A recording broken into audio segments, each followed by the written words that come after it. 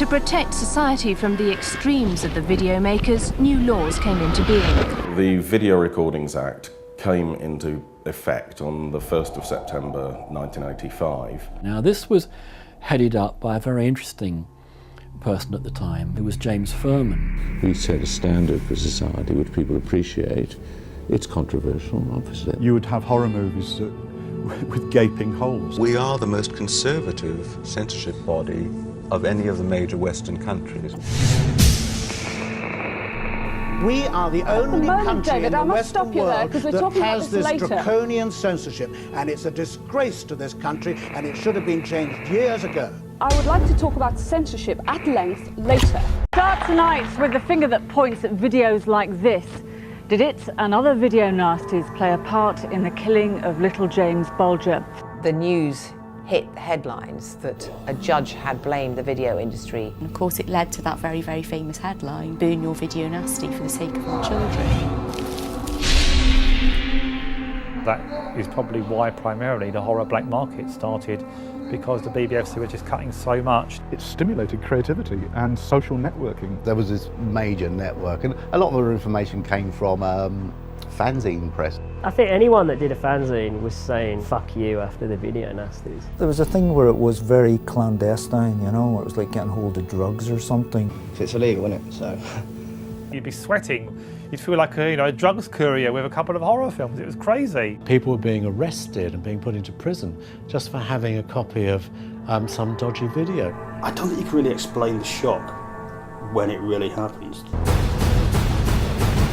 Some argue banning films has fostered the illicit trade. Others say the law is not working. And that back will come the video nasties, all the violence and the filth in them. And my very modest measure seeks to sort out those like Child's Play 3, which contains graphic and gratuitous scenes which should not be available in anybody's home. He was genuinely of the view that unless you banned these things, then society would actually collapse. It was that apocalyptic. The government has proposed strict new laws to control the sale and rental of violent videos to protect children. His proposed amendment to the Video Recordings Act would have effectively banned anything that was not suitable for children.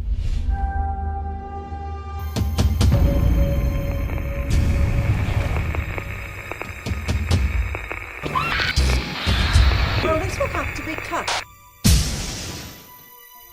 The Director of Public Prosecutions decided that the only feasible way to deal with the video nasties was using the Obscene Publications Act. And he divided them up into a list of titles that he felt were so obscene that they would be the kind of titles a jury might find obscene in a court, Section 2 titles.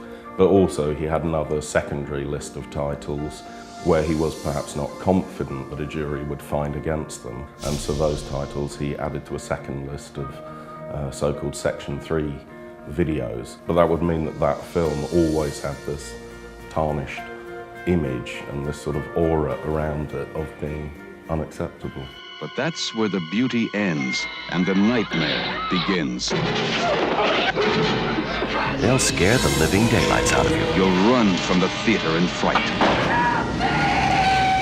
It'll put you into deep shock. To avoid moral panic, keep repeating.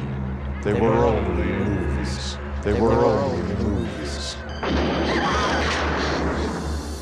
What's the one film that most people think is on the original 72 video nasty list, but actually isn't? Well, it's Harry Bromley Davenport's Extro. So I was actually on the set of this movie and saw the alien, which was really a mime artist bent over backwards. I thought that was pretty obvious.